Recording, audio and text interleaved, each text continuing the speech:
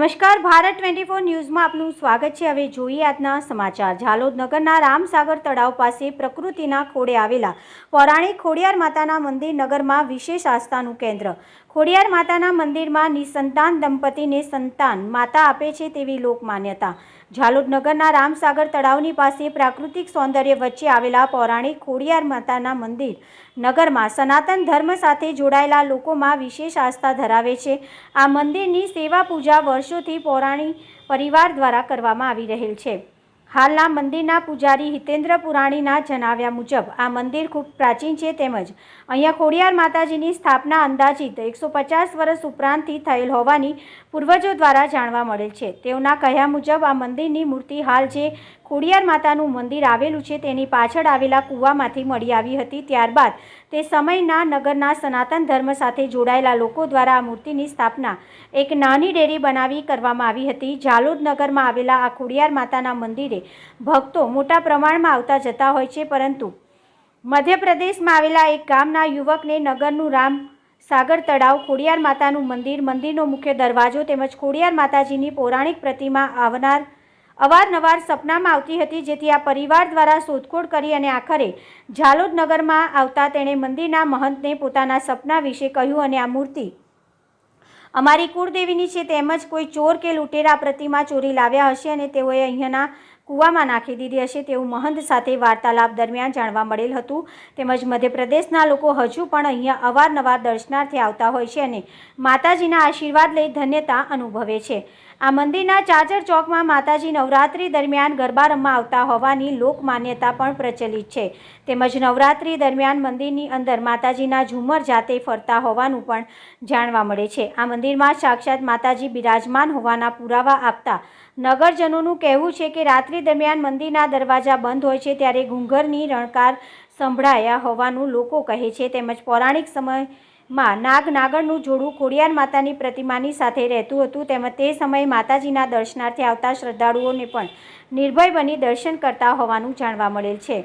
સમય જતાં મંદિર પર નગરજનો આસ્થા અને શ્રદ્ધા વધતા મંદિરનું ભવ્ય નવનિર્માણ કરવામાં આવ્યું અને આ મંદિરના નવનિર્માણ કરાતા 1995માં ખોડિયાર માતાની મોટી પ્રતિમા અને 2000માં અંબે માતાજીની મોટી પ્રતિમાની સ્થાપના કરવામાં આવી હતી। આ મંદિરમાંથી પ્રતિ વર્ષે પગપાળા અંબાજી યાત્રા સંઘ તેમજ નવરાત્રિ દરમિયાન હવન પૂજન અને મહાપ્રસાદીનું આયોજન કરવામાં આવતું હોય છે। આ મંદિરના વિકાસના કોઈ પણ કાર્ય માટે નગરજનો તન મન ધનથી સાથ સહકાર આપતા રહેતા હોય છે।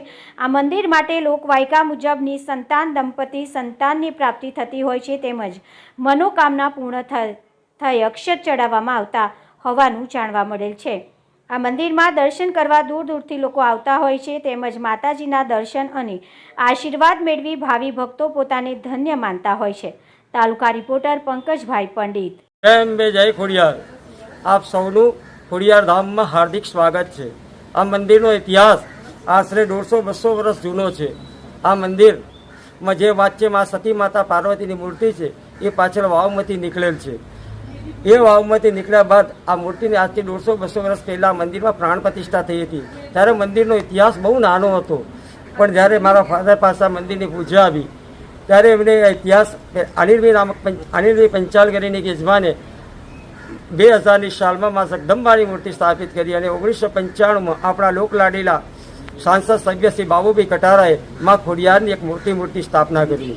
આ મંદિરનો ઇતિહાસ અહીંથી 350 કિલોમીટર દૂર પણ માતા પાર્વતી સતી એમપીમાં ઉજ્જૈનથી 150 કિલોમીટર દૂર બી એક દરબાર ગામમાં લોકોને આજે બી સપનામાં આવે છે, કહે છે કે અમારે સપનામાં પીપળનું વૃક્ષ દેખાય છે, બાજુમાં તળાવ દેખાય છે અને પાછળ કૂવો દેખાય છે।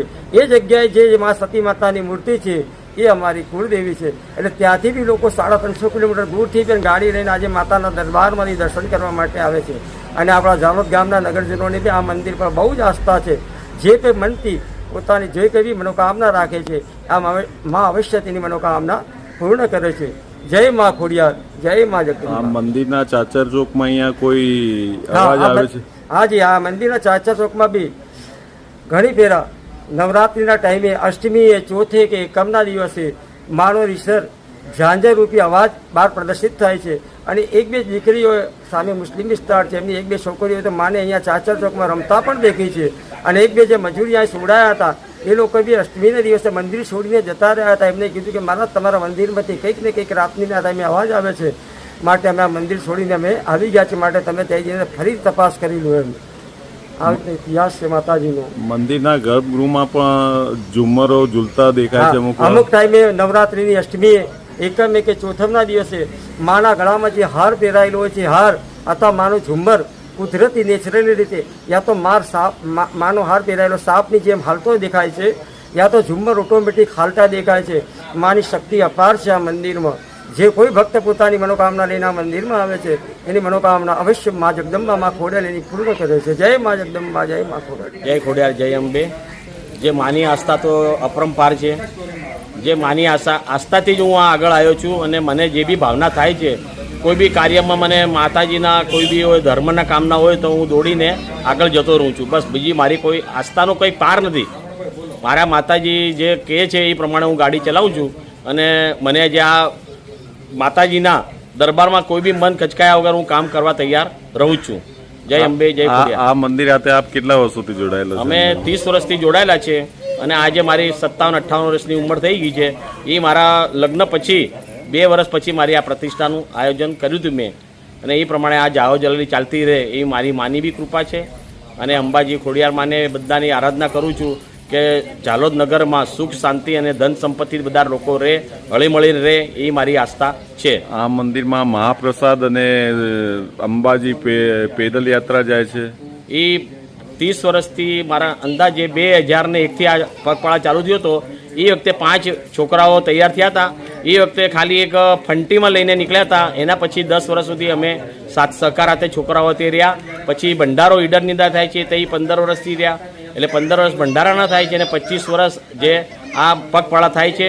અને 2016થી જે ભંડારાનું બી આયોજન થાય છે, એમાં આખા ગામના જે સમૂહ બધા જે માઈ ભક્તો જે ભોજન લઈ અને આનંદ મેળવે છે, અને સુખ શાંતિથી બધા રહે છે. જય અંબે, જય ખોડિયાર. હું મારા પતિ સાથે 2008થી આ મંદિર સાથે જોડાયેલી છું. હું આ મંદિરની અંદર શણગાર, નવરાત્રિ, આઠમ, ચૈત્રી નવરાત્રિ, આસો નવરાત્રિ હોય તો હું મારા પતિ સાથે આ સેવા આપું છું. અને ચાલુ દિવસે પણ હું જ આ માતાજીનો શણગાર કરું છું. બીજું કે આ મંદિરમાં શણગાર કરું તો મને એટલો બધો આનંદ અનુભવાય છે કે હું મારી જાતે જ એમ થાય છે કે મને માતા જ પ્રેરણા આપે છે કે તું બેટા આ રીતે કર, આ રીતે મને શણગાર કર, એવું મને ફીલ થાય છે. અને એટલું બધું આમ આનંદ અનુભવું છું કે માતા આમ જાણે બોલી ઉઠે છે. અને બીજું કે ગામના નગરજનો અમારો આઠમનો શણગાર જોઈ અને ખૂબ જ રાજી થઈ જાય છે. અને લોકોને દર્શનાર્થે આવેલા લોકોની દરેક મનની ઈચ્છા, મનોકામના પૂરી થાય છે. અને બીજું કે મારા બી છોકરાઓના જે સંતાન નહોતા એ લોકોને અમે આ મંદિરની સેવા જ્યારથી આપી ત્યારથી મારા સંતાનો બી ખૂબ જ સુખી થયા, એમને બી પુત્રની પ્રાપ્તિઓ થઈ, અને ખૂબ જ અમે આનંદ અનુભવીએ છીએ. અને કેવું કે આ અહીંયા આગળ જે નાનું મંદિર હતું, જ્યારે કશું જીર્ણોદ્ધાર નહોતો થયેલો તે વખતે એક નાગ હતો, અને મંદિરમાં નાગ અને નાગન રહેતા હતા. એ નાગન વચ્ચેની જે મૂર્તિ પર આવી અને લીપેટાઈને બેસી જતો હતો. અમને કોઈ પણ જાતનું નુકસાન પહોંચાડતા નહોતા. બીજું કે મંદિરની અંદર જે ઝુમ્મર હતું એ ઝુમ્મર બી એની જાતે જ ગોળ ગોળ ફરતું હતું. અને બીજું કે મંદિરની અંદર જે ઝાંઝરનો અવાજ આવતો હતો તે ગામના બી અમુક જણે સાંભળેલો છે. અને અહીંયા આગળ બી કેવું કે જે અહીંયા આગળ કામ માટે રાતના જે રોકાતા હતા એ લોકોએ બી માતાજીનો પરચો જોયેલો છે. આપનું નામ? નેહાબેન પુરાનો. ખોડિયાર છે જોગમાયા મરિયાની, ખોડિયાર છે જોગમાયા. જય ખોડિયારમાં, જય અંબેમાં. અમારા લગ્ન થયા ત્યાંથી અમે આ મંદિરે આવીએ છીએ. અમને માતાજી પ્રત્યે અટૂટ શ્રદ્ધા છે. અમારા ધાર્ય કામ પૂર્ણ કરે છે, અને ગામના દરેક લોકોને પણ ધાર્ય કામ પૂરા કરે છે. આજુબાજુના ગામમાંથી, રાજ્યમાંથી દરેક પ્રજા આવતી હોય છે. દરેકના માતાજી એમની માનતા પૂરી કરે છે, અને દરેક નિસંતાન લોકોને પણ સંતાન આપે છે. અને દરેક અહીંયા લોકો અક્ષત ચડાવવાની બાધા રાખે છે, એ બાધા પણ પૂર્ણ કરે છે સંતાન થયા પછી. અને